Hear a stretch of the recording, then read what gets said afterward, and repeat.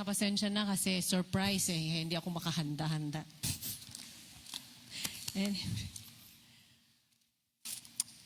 Nagpapasalamat po ako sa Panginoon. Thank God for this rare opportunity and once at history po ito kasi ngayon pa lang na merong magsasalita rito na babae. Pero praise the Lord. Sabi ko dito, I thank God for this rare opportunity to be His mouthpiece. First po sa mga nanay na katulad ko. And for the rest, who one way or another still has a mother or has a mother in the past. Alam ko lahat tayo may mga nanay. Either nanay o naging nanay o may nanay. Okay? So lahat tayo pwede po dito. So I would like to share biblical principles that I applied. Personal experience po ito and is still applying up to now in my life as a mother of 3 children and for 38 years already of being a mother. This is what I call my motherhood's threes. Okay, so tandaan po ninyo itong threes. So ang scripture reading po natin is Psalm 127 verse 3. Tayo po tayo just to honor this word. Sige, sabay-sabay na lang po tayo maibasahin. Behold, children are a gift from the Lord. The fruit of the womb is a reward. Let's just pray muna. Father, we thank you that you are the God who speaks. Father, I thank you that, Lord, your word, your spirit, your voice, Lord, could speak to anyone, even through me. Lord, salamat dahil alam ko walang makakapagpigil ng inyong banal na espiritu kung siya mangungusap ngayong umaga. Lord, hindi ako karapat-dapat, wala akong kakayanan o wala man, Lord God. I totally depend upon you. That 1 Peter 4 verse 11 be done to me tonight, this morning. That Lord, as I speak, may I speak, Lord, as if speaking the very words, your very words, O God, to the people who are hearing me. Sa mga tao po na dinala mo ngayong umaga na ito, ikaw lang po ang mangusap, ikaw lang pong gamitin mo ako upang inyong salita ay marinig. Ito po aking salmo't dalangin, wala nang iba, kundi kayo lang at kayo lang sa pangalan ni Jesus. Amen. Okay, sige, pwede na po tayong umupo. So ang ating pong take-home idea po ngayong umaga ay ito po. We have gifts in our hands to cherish, to nurture, and to release by faith. So 3 R's po yan, pero ito, inano lang po, pero isa-isahin po natin. Ano yung 3 R's? Una-una is receive. Kukunin po natin sa Psalm 127 verse 3. Rear, Philippians 4:6-7, and then last po is released, 1 Peter 5:6-7. Ito po yung aking mga Bible verses na gusto ko pong i-share sa inyo. That has been my bedrock, or ito po yung aking verses na parati pong pinaghahawakan bilang isang nanay. So, ano po yung unang R? Ang unang R po sa ating outline ay receive children as gifts from God. Saan po natin makuha yan? Ito po ay makita natin sa Psalm 127. Sa Psalm 127, ano po yung Psalm 127? Ang Psalm 127 po ay one of the, sabi natin, songs of ascent. Alam ko sa previous po, meron na pong nag-sermon sa atin. Ano ba yung songs of ascent? Ito po ay makikita natin sa Psalms 120 to 134. Ito po ay may mga awitin ng mga Hebreo, yung mga nagpipilgrimage, yung po sila po ay papunta sa Jerusalem o papunta po sila sa templo. So, ang mga Israelita nito, umaawit sila. Ito po yung ito yung pangalan nila, Songs of Ascent. So itong itong Psalm 127 kasama po yan diyan. So usually po itong mga awitin nito ay represents a journey of worship, offering encouragement sa mga naglalakbay, highlighting God's protection, focusing on the joy of returning to His presence in the temple. Kasi papunto po sila sa templo sa Jerusalem. So, ito po yung Psalm 127, ito po yun, one of the Song of Ascent.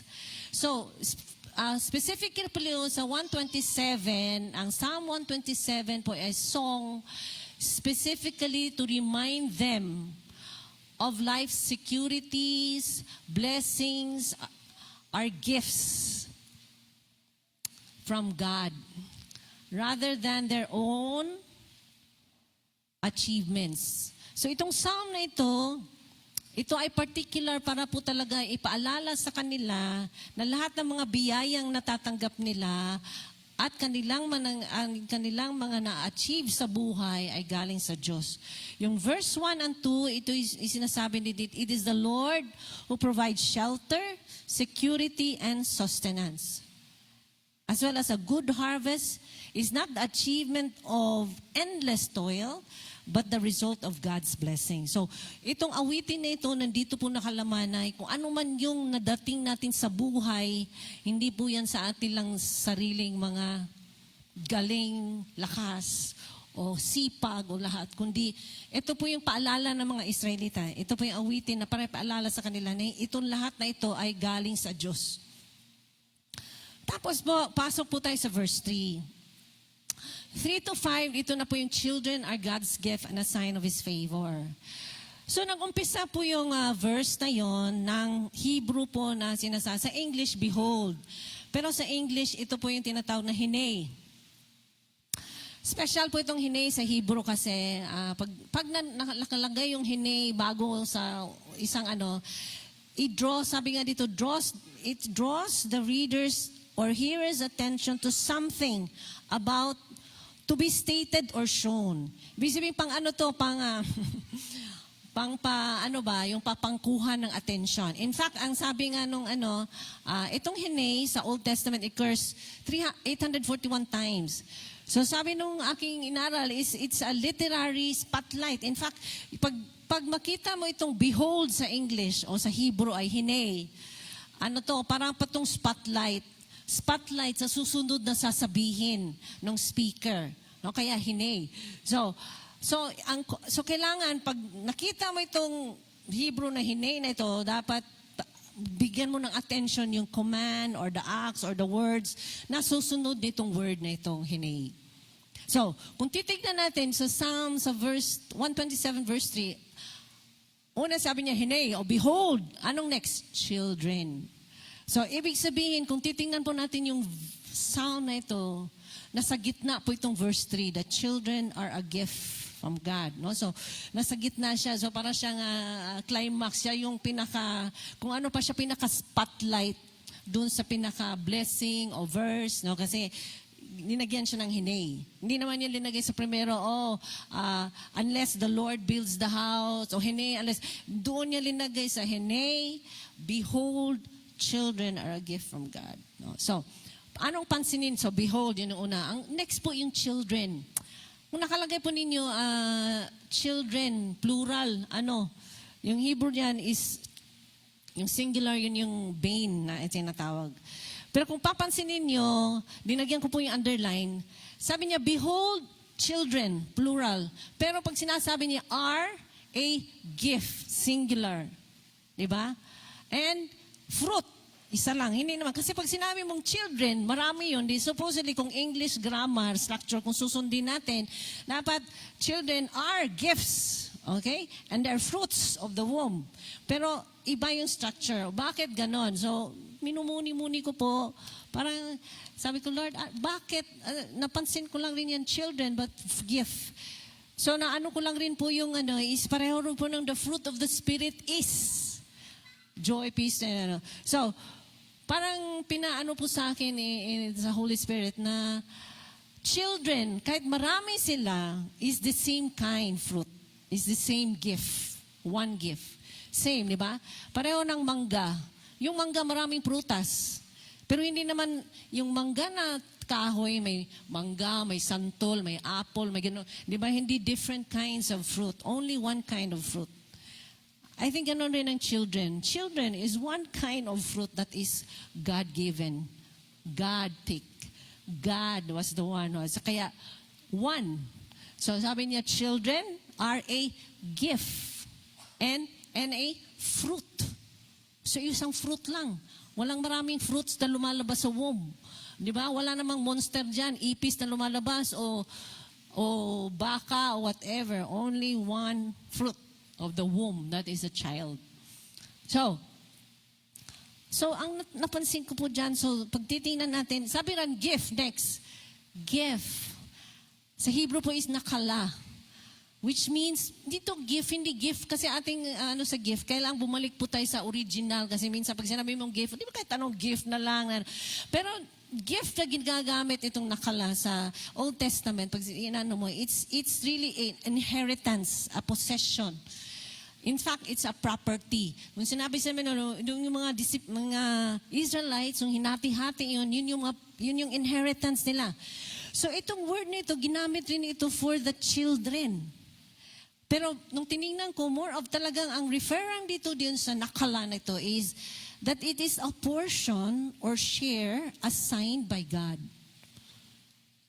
This child that is a gift, who is a gift, is a portion or a share that has been assigned by God.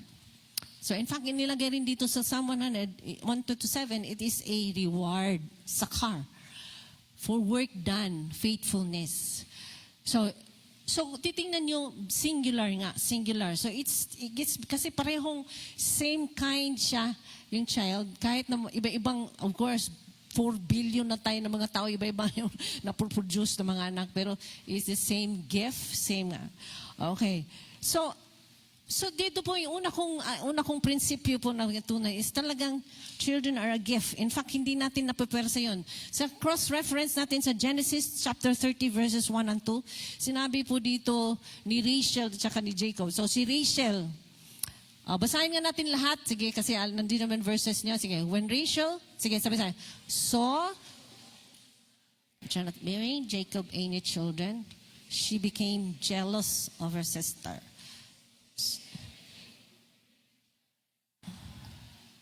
Jacob became angry with her and said, am I in the place of God? So, dito sa Old Testament, si Rachel na asawa ni Jacob, pangalawang asawa niya, di ba si Leah yung una niya, walang anak. So, galit na galit si Rachel at diniman niya si Jacob, bigyan mo ako ng anak. Bigyan mo ako ng anak. O, di ba? Minsan ganun ang ginagawa natin sa mga lalaki. Sige, buntisan mo ako. O, yeah, kasi gusto ko ng anak. O, which it? Okay, ito yung ginawa ni Rachel. Kasi ano na siya doon sa... Pero sabi niya dito, Jacob here, sa verse, klaro na klaro, acknowledge that the blessing of offspring could only come from God. Hindi po sakit, ano. Kaya nga sa ancient... Pero ito po nangyayari. In ancient society, sabi po dito, barrenness was the greatest disgrace and deepest tragedy for a woman. Diba, si Hannah, alam niyo yung 1 Samuel 1, ito hindi na lang tayong basahin, pero alam natin yung si Hannah. Diba sabi dito, because the Lord has closed Hannah's wound, her rival kept provoking her in order to irritate her. Pero kung susundan po ninyo ito, grabing usig kay Hannah. Diba? Para talaga siyang kinakantsawan siya yung isang asawa ni Elkanah at talagang umiyak na siya, si Hannah, hindi na siya kumain dahil sa disgrace, dahil sa nawala siyang anak. Okay, so kaya si Hannah talaga umiyak talaga sa Panginoon. Cried out to the Lord, ganito. So, kaya sabi nga dito, kasi sa panahon in ancient times, yun po ang nangyayari. Pag wala kang anak, disgrace ka. No? Tapos, pero sabi nga natin, unlike today, hindi na po yan ang ating uso. Kasi ang uso ngayon, wag na mag-anak. Di ba? Wala. In fact, ang mga mag-asawa ngayon, decide na nila na wag na sila mag-anak. Oh, kasi meron na tayong family planning. Kasi doon panahon ni Jacob wala pang family planning. pero sila ba talaga, ang tanong ko, sila ba talaga ang nakaka-final say kung sila ba ay manganganak o hindi? 'Di ba? Pero sabi nga natin, next part, hindi po kasi sa Biblia ang children ay gift, inheritance, share, reward from God. So kahit ano pang ka-fertile mo na babae, ayos yung eggs mo dyan, yung virility ng lalaki, matipuno at talagang machong-macho yung lalaki mo, kung hindi ang Diyos ang magbibigay, walang anak, walang bata. This truth, first time to be a mother, ay talagang pinanghahawakan ko po yan kasi I needed to be reminded always from the moment of conception. Mula nung nasabing buntis ako na ito ay regalo ng Diyos. Itong nasa tiyan ko ay regalo. In fact, yung aking una pong anak ay pinangalan ko ng gift. Ang ibig sabihin po ng pangalan niya ay gift. Ano pa yun? Nathan.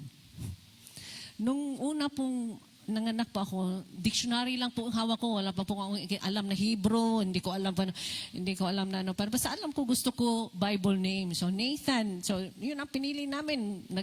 Talagang pinagdidibati. So Nathan, kasi gift. Kasi gusto ko maalala na itong baby na ito ay gift. Kasi alam sa inyong karamihan sa amin, hindi po namin talaga plinano si Nathan. Ano ibig sabihin? Bakit? Kasi resident pa po ako sa PGH. Nagdodoktor pa po ako. At kung ano pa talaga, ang gusto namin after pa sana, kasi ang dami ko pang research, dami pa, dadaan pa ako ng pediatrics, na walang tulugan at lahat. So, nung talaga lang ko paalala, Lord, gift mo ito, ikaw nagbigay nito, kahit hirap, kahit na kasi alam natin, kaya mga nanay, kailangan natin i-receive talaga ang ating mga anak as bilang isang regalo. Minsan mahirap, lalo na sa mga maliit pa. Kasi itong regalo na ito, hindi po ito madaling regalo. Kasi, di ba, sino bang mga nanay na sabing, ang dali maging nanay, taas sa mga kamay? Wala. Hindi ko alam kung siguro yung mga 6 feet under the ground na, yung mga nanay na rest in peace. Okay, madali na.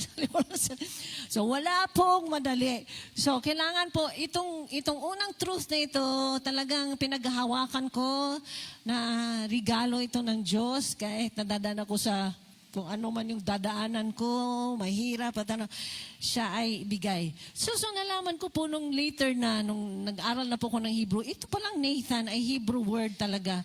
Siya for give. Ang Hebrew niya ay Nathan. So, sabi ko, tingnan mo naman yan. No? Para talagang maalala ko na itong mga anak ko na ito ay blessing, ay galing sa iyo. You gave it to me. Hindi akong kumuha niya. No?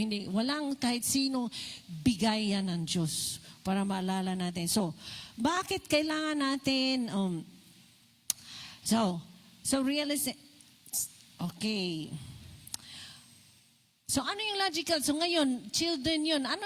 Paano naman napunta yung motherhood? Sabi dito, motherhood. Mother, sabi ko sa logic lang, di ba nakalagay natin sa Psalm 127 is children. Paano tayo papasok sa mothers? So ganitong logic ko. Di ba, hindi ka naman maging nanay kung wala kang anak. So mothers equals children. Sabi sa Bible, children are gifts. So, A equals C. So mothers are also gifts. Amen po ba? Yung mga nanay nyo ba ay mga regalo rin sa inyo? Amen. Okay, being a mother is God-given privilege and a gift from God. And a mother is also a gift from God to you. Ikaw na may nanay. Okay, bakit? Next. Privilege po ang motherhood. Ikaw na bilang nanay, you are a privileged person. No? Ano ba yung privilege and right? Alam mo ganito, minsan kasi yung ibang mga nanay, ang inisip nila, ang kanilang pagiging nanay isang karapatan, right. Alam ko hindi ko alam sa inyo, minsan naririnig mo yun, alam mo, ikaw anak ka, kahit tirisin pa kita, tadtadin, hindi ka makabayad sa mga sakripisyo. Di ba? Minsan may paggalit na galit yung nanay, ganun ang minsan na salita doon sa teenager na rebelde. O yung gusto mo nang tirisin dahil parang walang. Pero hindi po yan. Kasi motherhood is privilege. It's not a right. Ano pong diferensya? Ganito na lang para simple, para madali. Sabihin po natin, meron tayong akong cellphone. Ito. Ako may-ari nito. So ako may karapatan nito kasi akong may-ari, akong nagbayad, akong nagbabayad. So sabihin natin, papahiram ko kay Grace. O, pahiram ko sa kanya. Okay. Iba yung paggamit niya sa paggamit ko or pag-alaga niya kasi ako may-ari. Pero kung siya privilege, anong mangyayari sa kanya? Ay ingatan niya ito, di ba? Kasi pahiram lang yan. I mean, I'm just privileged to borrow this cellphone. Sabihin natin, mahalin yan. Sabihin natin, may 50,000 na cellphone. Imagine lang ninyo. Ganun kahalaga. Kasi pag gamitin mo, parang, wow, parang kang tipsoy, wag natin, alagaan natin to ganito, di ba? Kasi privilege ka lang eh. Hindi ka may-ari. Hindi para kung may-ari. Karami sa mga nanay, akala mo may-ari sila ng mga anak nila. Ano ba? Sampasan na, sampalin o kung ano. Di ba? Kahit anong gawin sa bata. But is not a right as a mother. Hindi mo right. Hindi mo karapatan. Kasi galing sa Diyos yan. So, ano ka lang nga, kaya nga, we need just to receive and cherish and nurture. Pero hindi po natin imamay-ari, ipopossess as if tayo na lahat, controlled na natin lahat. So it's a privilege. Motherhood is a privilege. Okay, so, bakit ganito? Word statistics. Privilege, pag sinabi yung privilege, hindi lahat meron. Bakit?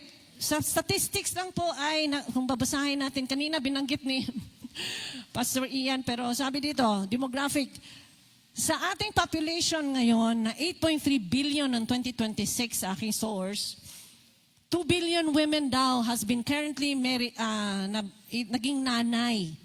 Sa 8.3 billion na mga tao, 2 billion lang doon ang naging nanay. One timer naging nanay. So that means, nung math ko po, sa 4.12 billion na mga babae, ang nabubuntis lang o nagkakaroon ng anak ay 2 billion. That means that is only 48 to 48.5% of the women become pregnant. Nakuha nyo? So, ibig sabihin, kung imamatmat natin, hindi lahat ng babae nabibigyan ng anak. Kaya nga po, sabi nga dito, at kayong kayo na nandito na may mga nanay, hindi rin lahat ng mga bata may nanay. Kasi sabi nga dito, kanina ni Pastor Ian, sabi niya 700 ang kanyang statistics. Pero yung statistics ko po ng 2026 is 800 women die every year. Which means, translates is, in every 2 minutes, 1. Every day. 800 women die every day. That means, one mother dies every 2 minutes. So mula kanina, ilang mother na ang namatay? Nanay na nanganak, nanay na nabuntis. Kasi every 2 minutes eh.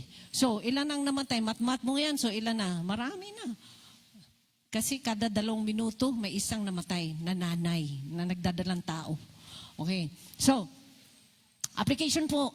Sabi nga dito, mothers among us, dapat gifts. Let's treat our children as gifts.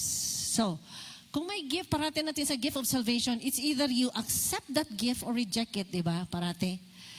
Alam mo, 2 days ago, nakinig po ako ng news, napakalungkot. Alam ko, naririnig rin ninyo. Ano yun? A nanay who rejected her baby. Bakit? Nasa news. Lumabas na naman sa news. May baby. Bagong panganak na baby. May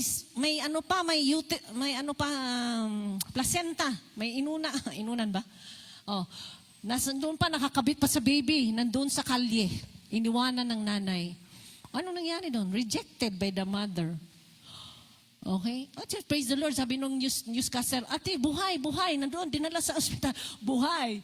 Ay, alam natin, hindi lang yon. Marami tayong news. Once in a while, lumalabas yon. Nakita sa CR, nandito na, iniwanan sa hospital, kung saan iniwanan yung baby. Okay, so rejected yung gift. Oh, tayo na meron, let's receive that gift. Kaya nga una ko is receive that as gift talaga from Lord. And then treasure it. Treasure that gift. Care, value. Kasi privilege ka lang eh. Hindi mo right. Hindi mo right. You are just privileged to be a mother. Okay? So, women naman na mga wala pang, of course alam natin marami dito na pinagpipray rin namin na gusto rin magka-baby.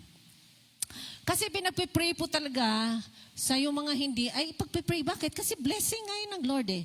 Of course, yes or no yon. Pero itong mga examples dito, ano mang inano ko, Matthew 7:7, ask and you shall receive eh. And then si Hannah prayed and really cried out to the Lord and the Lord opened her womb. So, pwede talagang instances sa Bible na kung gusto mo ng baby, ito lang kapang baby talaga, at whatever no, so we could really pray for it and ask. But minsan, kahit nagpipray pa tayo dyan, nagpa-fasting pa tayo kung ano, minsan hindi rin binibigay. So nasa Panginoon pa rin yun. Diba? Sa Panginoon pa rin because sabi nga, it's a gift that comes from God. So only God knows. Sometimes we do not know the explanation kung bakit hindi binigyan itong kapatiran na ito, itong ganito na ito, because God is the one that's sovereign. So, one of the na hindi natin masabi. So, sa mga hindi mga nanay natin, anong dapat natin gawin sa una-una is we need to, ito nga, sa Ephesians 6:1 verse 1 and 2, ito po yung obey. Obey your parents in the Lord. Okay, itong naka-asterisk, obey, honor, and to merit return or give back to our parents. Ito po ay naka-asterisk. That means that is both for mother and father. So sinama ko lang yon kasi of course hindi mo naman mahiwalay. Tapos itong sa mga susunod mothers lang yon. So make her happy daw. Do not forsake or abandon her teaching. Do not hate her when she is old. Yun yung nakasulat sa verses doon tungkol sa nanay. So, gusto ko lang pong i-focus or zoom in yung first 2 kasi honoring tayo ngayon eh. So, gusto ko pong i-ano dong Ephesians chapter 6 verse 1 and 2. Sabi po dyan, children. Alam niyo ba yung children dyan? Ako, alam na mga anak ko, makatestify sila. Then we were raised, growing up, parati po talang rini-recite ko to. Oh, Ephesians 6:1, obey. Dapat obey ka, obey. Kasi ganito. This is... Akala ko po talaga noon, this is for children, little children. Di ba? Mga children na ganito, na kailangan mo ipa-obey talaga kasi hindi pa nila alam. Pero as ngayon po, nag-aral ako ng Greek, ng deeper study, itong Greek po dito is tekna, which wala po siyang description that is a little child. It's just an offspring, a child na sa'yo. So wala siyang sinabi, mga little children, kayo mga maliit, kayo lang ang mag-obey. Pero ang kailangan din yung introduce is, it's in the Lord. Parents in the Lord. So nung tinignan ko po yung pag-aaral nito is, you could really obey your parents if you know that they're in the Lord. Okay? They're walking in the Spirit. They're walking in So, ang admonition dito is really to the Lord. In fact, yung Greek nito, yung obey nito, the Greek word for that is, hypako, which means to listen attentively, fully compliant, sabi dito, fully compliant, acting under the authority of one speaking. So it's a command. It's a command. And the command is, yung tinuro namin, it's a command. Pag sinabi yung structure ng command dun sa Greek is, you begin to do it and continue. Okay, so po ganun, pag natin children, ibig sabihin, hindi niya sinabing, sige, pag malaki na kayo, stop na kayo, wag na kayo mag-obey kung ano nang lang gusto nyo. Diba? Bakit? Si Jesus, example, Jesus, ito yung sinusundan natin. Jesus obeyed his mother. nung nag-start siya ng ministry, 30 to 33 years old. Saan siya doon? Anong instance? Sa first miracle of the wedding of Cana. Ha? Sinabi ni Jesus, nawala na sila ng, of course, request pag nawala na sila ng alak. Sinabi niya kay Jesus. Okay, kung si Jesus hindi pinansin at hindi wala na. In fact, sinabi nga niya, woman, hindi ko patpadahon. Pero anong ginawa ni Jesus? Sinunod pa rin niya. Di ba? Sinunod niya. In fact, talagang makita mo na yung mga is nag-obey. So, pero this son is in the Lord. Yung mga in the Lord, yung mga kung ano-anong papagawa sa'yo, yun ang hindi mo, lalo na kung ikaw Christian. This is in the Lord. And next is honor. Ano yung honor? It's to assign, dalawang yan. So, mayroon siyang Greek, mayroon rin siyang Hebrew.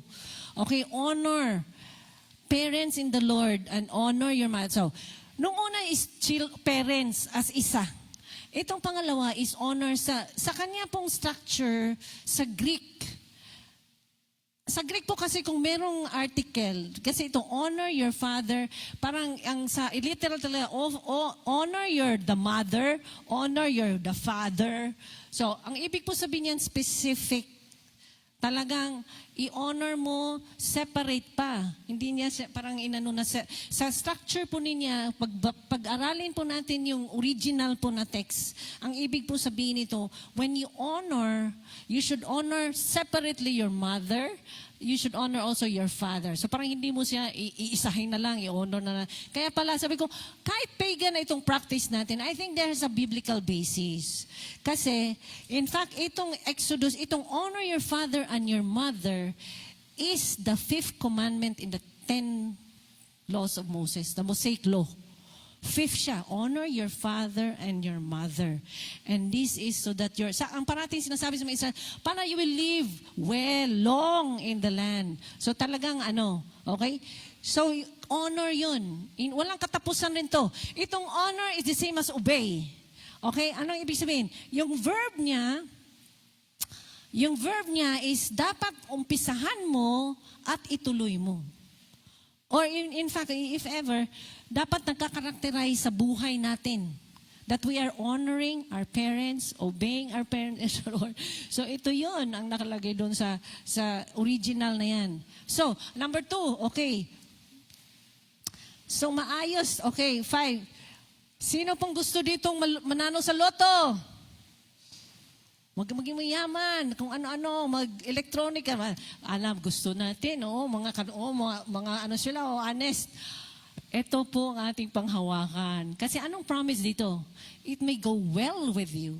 Well with you. And you may live long. So, live long. Kung gusto mo talagang humaba yung buhay mo, malinaw po ang promise na ito. Twice siyang sinabi sa you may live long on the earth. So, ito po ang ating panghawakan, mga anak, mga kaanak na nandito na may mga nanay pa. Kung gusto po ninyong maging maayos, ito talaga ang sekreto. Ito po ang naging sekreto ko at ito ang aking pinaghahawakan. Number 2, na R. Okay, bilisan lang na po natin to. R is rear children in prayer. Or nurture our children in prayer. Ano po? Philippians 4:6-7. Lahat tayo alam na natin itong Philippians 4:6-7. Pero gusto pong kasi ito po talaga yung verse na tumulong sa akin bilang isang nanay. Bakit? Background muna ng konti. Okay, ang Philippians po ay sinulat ni Paul. Ay written niya, sinulat ni Paul sa prisuhan. At ang pinaka-theme doon is rejoicing always. 18 times sinabing with joy. Okay, so ang observation ko po dito sa Philippians chapter 4 na ito. Okay, kasi minsan kasi mahilig tayo mag-focus ng isang verse. Diba? Dalawang verses. Ito paborito natin. Amin sa prayer core or sa paborito namin ito, Philippians 4:6 eh. Parang 2:5 sa amin to. Diba? So nagfo-focus tayo doon. Pero nung minsan po, inaral ko po itong verse na ito kasi turo ni Pastor Tim, dapat perekope. Ibig sabihin, wag lang yung isang verse, kunin mo, tapos kailangan yung tabi-tabi. So ang tabi pala po nito, ay nasa middle po pala siya ng verses 4 to 9 to ang mga 2 verses before that is rejoice always. I say the Lord rejoice. After that, doon niya sinabing, do not be anxious about anything. But instead, by prayer and supplication, let your request. And then after that, sinasabi niya, whatever is lovely, whatever is true, whatever is... Think about these things. And then sabi niya, at lahat ito, i-practice nyo.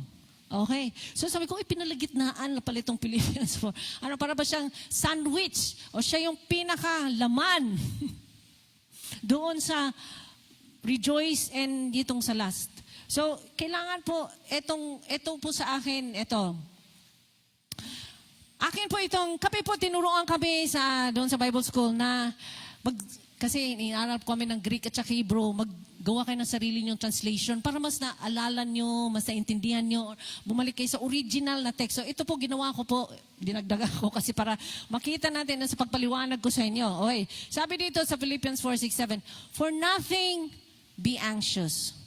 Okay, kasi ating translation parating, do not be anxious. Iba po yun, kasi ito, for nothing be anxious. Ano ba ang structure?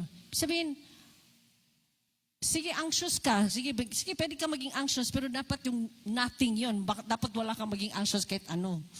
Ibig sabihin, ang ano kasi dito is, ang ibig mo sabihin dito ay, be anxious, yung wag kang, normal po sa atin talaga na maging anxious. Lalo mga nanay.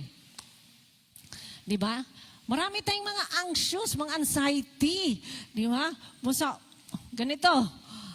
Ako, nung bago pa lang akong nanay, ito kasi mga bagong nanay talaga. Kami sa emergency room, pag sinabi, uy, itong nanay, umiiyak nito.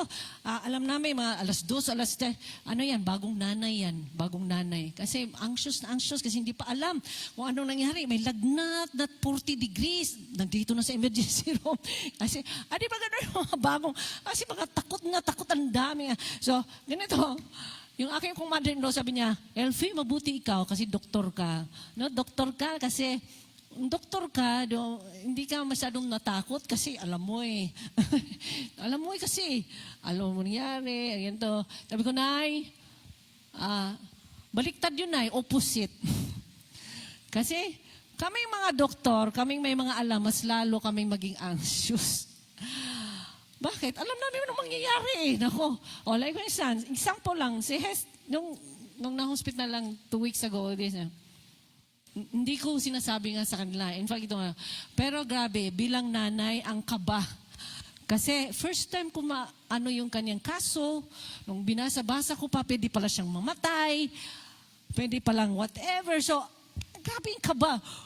Kung ikaw ay nanay na normal, kakabahan ka talaga. Pero sabi niya, be anxious for nothing.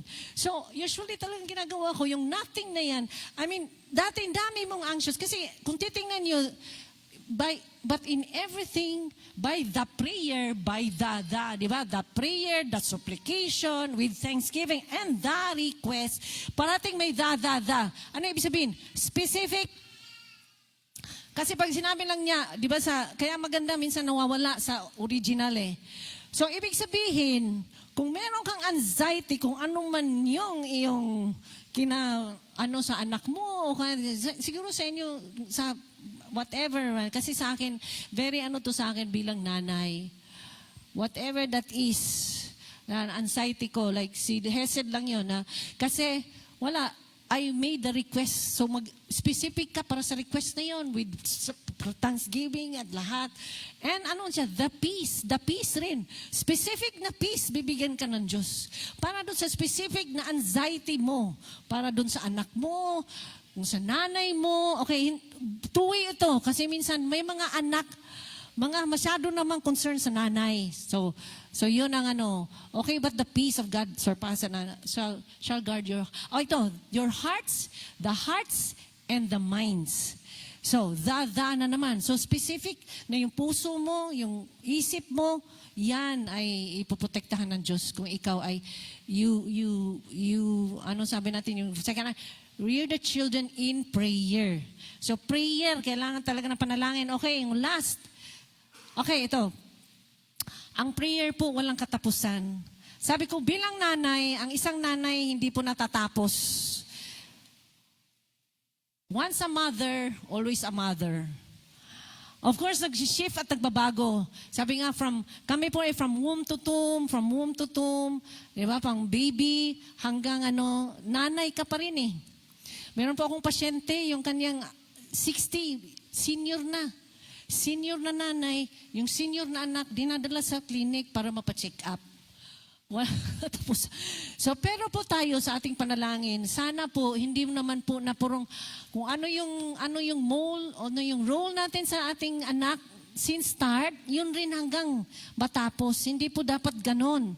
Kaya sa prayer po natin, dapat alam natin kung paano tayo mag-pray para sa mga anak natin. In each stage, dapat alam natin kung paano makitungo sa kanila, kung paano yung Okay, so kaya yun ang so ibig sabihin sa lahat ng we should be praying in each stage. Yung last na R is release children by faith to God's care. Ito po, whatever the age of your child, kung kita ang picture dyan, surrender or release your control to God. Example, si Hannah. Si Hannah po, di ba, sabi niya, pinag-pray niya, kasi nasa 1 Samuel pa akong quiet time dito. Sabi niya, si Hannah pala, winin off lang niya si Samuel and then iniwan na niya sa templo. 3 years old. Kasi sabi niya, i-offer ko to sa iyo, Lord. So iniwan na talaga niya, release na niya yung anak niya doon. At ang nangyari lang doon sa 1 Samuel 2:19, dinadala niya yung maliit na robo.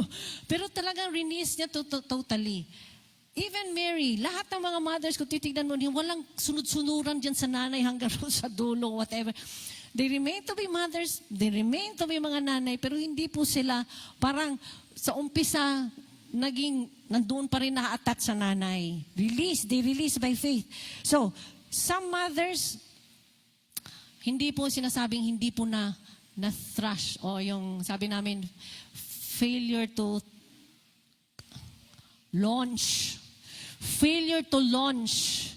Dapat kasi yung ating mga anak, nino-launch po natin sila.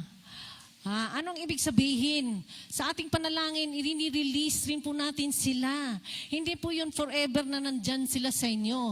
Pareho po ng mga dapat pinapalipad po natin sila na sila on their own that we release. Mahirap lang po gawin. Pero kailangan po natin i-release. Para sa akin po, tumulong sa akin ang verse na ito is 1 Peter chapter 5 verses 6 to 7.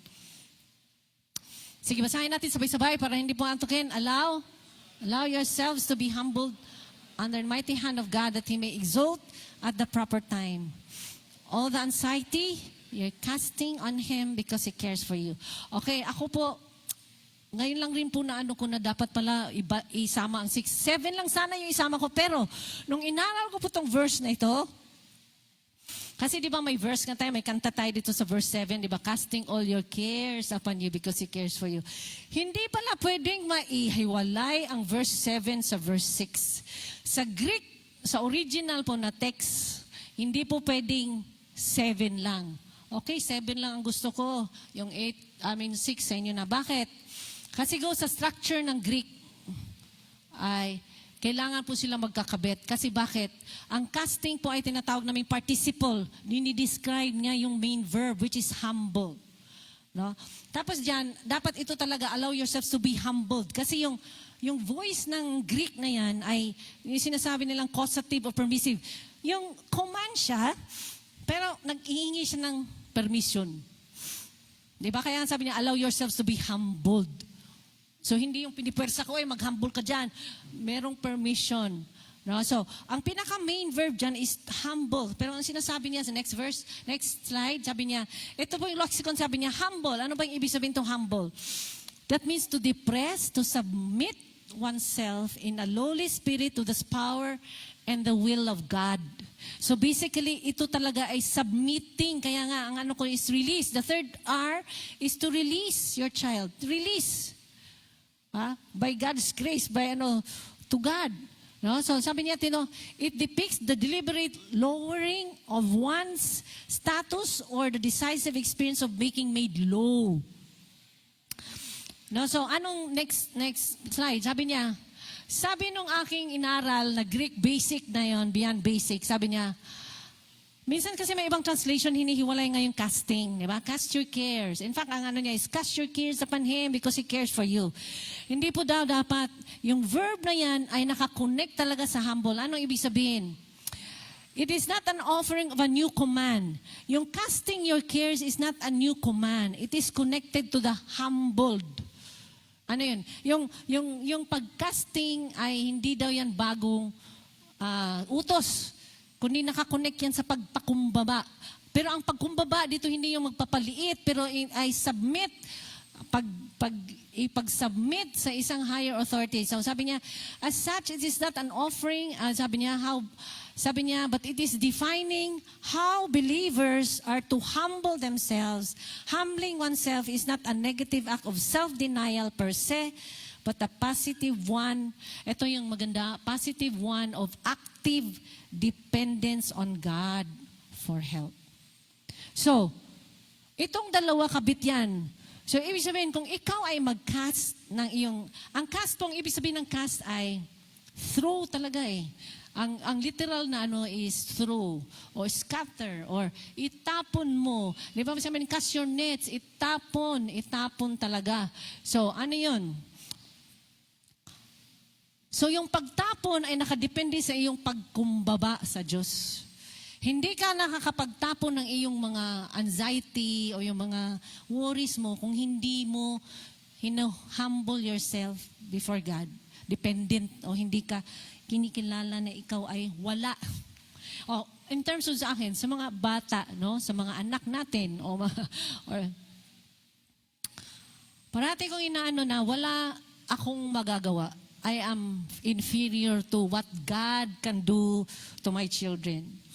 So, alam ko marami sa ating mga nanay, minsan, marami tayong mga hurts, mga whatever, o ang mga expectations na hindi nagawa, o hindi ano.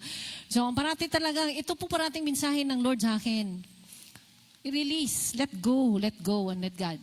No? Ibigay mo sa akin, hindi kailangan na ikaw, kailangan i-worry mo lahat, o hindi, ibigay sa akin. Release it to me.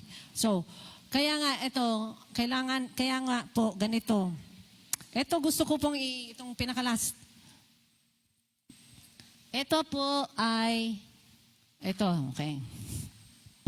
Sino pong may ganito? Naalala nyo? Para ma-demonstrate ko pala yung casting. Last na po itong point. Sino po yung merong ganito? Naalala? Natago pa. Naalala mo, Ate Lawrence? Meron ba kayo ganito? Meron ka? O, di ba?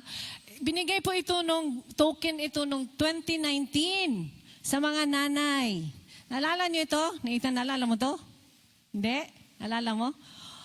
Ang mga message in a bottle po to. So, yung mga wala dito, nandito po yung 3 sulat na karulyo. Naalala nyo? Pinasulat niyo yung ating mga anak at linagay dito sa loob. At binigay sa mga nanay. Naalala nyo po yon?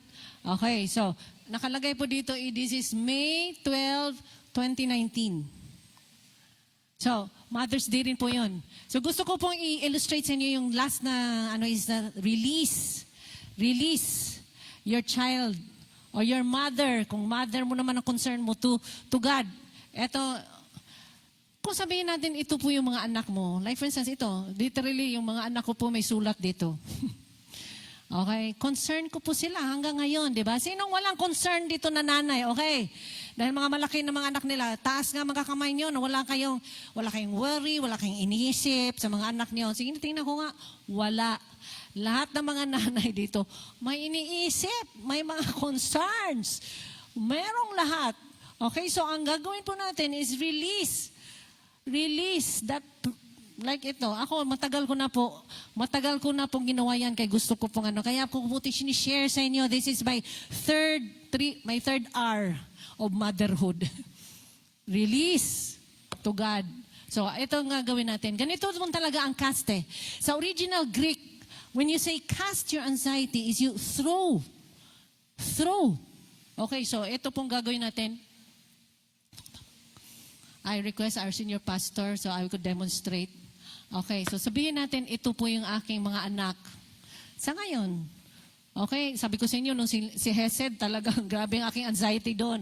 Hindi ko lang pinapakita kasi lalo sila magpanic, mag-asawa. Kaya sabi ko, ako na lang magpanic, Lord, at dito ako, instead of nothing, di ba, ang dami ko puno, palitan and all the requests para, peace will surpass all understanding. So, ang ginawa ko po talaga doon at parating nating gawin, tayo mga nanay, is we cast. Okay. Itong mga anak natin nandito, like, anong pagkas? You throw. If itong aking husband is God. Lapit ka pa, baka mabasag to. Precious pa naman to. 7 years kong tinago to, tapos mabasag na. Okay, ganito ang gagawin. Catch mo. So when we pray and cast, dito sinasabi, we throw our children, we release our children, kung ano man yan, mga concerns rin natin, kung ano man yan tungkol sa mga anak natin, is we release to God. Nasa iyo na ba? Nasa akin na? Nasa akin pa ba? Wala na. Kaya wala. Sabi ko, Lord, kasi tuloy talagang mabigat yung puso ko. Ganito, parating may anxiety talaga, ha? Okay, kahit ano mangyari. So, kaya nga po, sabi ko sa inyo, itong aking 3 hours, hindi lang po tuminsanan na aking in-apply sa buhay. Recent lang nga, kay Hesed nga. And in the future, kasi meron pang mga apo, mga lahat, mga kung ano, ang dami pang mga concerns. But let's be anxious for nothing. Okay? Anxious ka, okay? Dapat nothing. Kasi kung ito yung utak mo, itong puso mo, ang dami mong anxiety, ang sabi ng Bible, be anxious for nothing. Kaya dapat itong sobra-sobra mong dami, in-nothing mo. In-nothing. Ilipat mo, ikas, kaya nga inating mo, kaya yun. Anong ginawa ko? Trino ko. Kaya sabi ko, Lord, sa'yo na yan. Lahat po. Maiksi lang yung panahon, pero ang dami kong mga kwento. At sa lahat ng throwing myself, mga board exam ng mga anak ko, entrance exam ng UP, entrance ng kung ano-anong entrance ng kung ano-ano. Purate kong cast, Lord, sa'yo yan. Hindi ko yan kaya. Sa'yo yan, sa'yo lahat. Okay? So yun natin mga gawin, mga nanay. At hindi lang po yan, hindi lang mga nanay, mga anak. Meron rin kasi mga anak na sobrang attached naman sa mga nanay. Hindi rin nini-release ang mga nanay. As in, kinukulong ang mga nanay kasi baka daw mawala, baka daw maganito. I-release rin po ninyo sila at ipanalangin din po ninyo ang mga nanay. Huwag niyo naman pa masyadong ipakulong ninyo mga nanay nyo na hindi na niyo ipapapasyal at kung ano-ano. Release them to the Lord. Kung anong gusto ng Lord at kalooban ng Diyos, yun ang masunod. Hindi okay?